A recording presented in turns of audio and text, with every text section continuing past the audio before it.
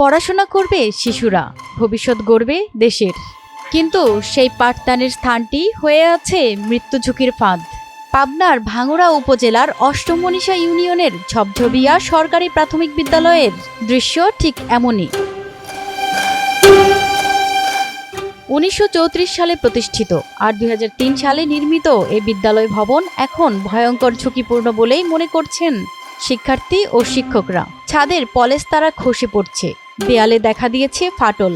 শিক্ষার্থীরা ক্লাসে বসে থাকে আতঙ্কে, ভয়ে আছেন শিক্ষকরাও। যখন আমি ক্লাসরুমে ঢুকি তার আগে আমার ভয়টা শুরু হয়ে যায় যে আমি আসলে কিভাবে ক্লাসরুমে যে ক্লাসটা নেব, আমার কখন বা ওই বিল্ডিং এর প্লাস্টারটা মাথার উপর ভেঙে পড়বে, বাচ্চার কখন ক্ষতি হবে, কি হবে। আমরা অনেক ভয় পাই। আমরা দ্রুত একটা বিল্ডিং চাই। আমরা তাড়াতাড়ি একটা নতুন বিল্ডিং চাই। যেদিন আমাদের প্লাস্টারটি ভেঙে পড়েছিল সেদিন আমরা খুব ভয় পেয়েছিলাম।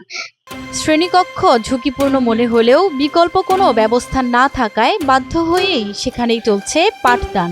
আমার বিদ্যালয়ে 3টা শ্রেণীকক্ষের মধ্যে একটা শ্রেণীকক্ষে প্লাস্টার ছাদের খসে পড়েছে। সেক্ষেত্রে আমার কাছে বিদ্যালয়টি ঝুঁকিপূর্ণ বলে মনে হচ্ছে। এখন যদি নতুন ভবন দিয়ে আমাদের বিদ্যালয়টি পাঠদান কার্যক্রম ভালো মতো পরিচালনা করা যায়, আমার দাবি থাকবে বিদ্যালয়টি নতুন একটা ভবন যেন খুব শীঘ্রই বরাদ্দ করা হয়।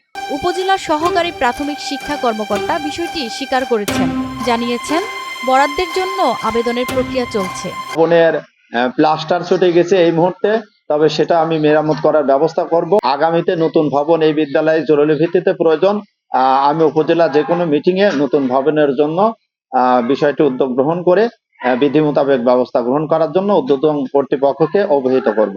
দ্রুত ব্যবস্থা নেয়ার আশ্বাস দিলেন ইউএনও ও উপজেলা প্রকৌশলী। শ্রেণীকক্ষের ছাদ থেকে বেশ বড় আকারে পলেস্তেরা খসে পড়েছে এবং এতে একটি ছাত্র আহতও হয়েছে। বিষয়টি আমার নজরে এসেছে। এই বিষয়ে আমি উপজেলা প্রকৌশলীর সাথে কথা বলে যথাযথ ব্যবস্থা গ্রহণ করব। বেশ কিছু জায়গাতে প্লাস্টার খুলে পড়ার কথা আমরা শুনেছি। আমি অলরেডি প্রাথমিক শিক্ষা অফিসারের সাথে কথা বলেছি এবং আমরা এটা পরিদর্শন করে যত দ্রুত সম্ভব এটা সমাধানের চেষ্টা করব।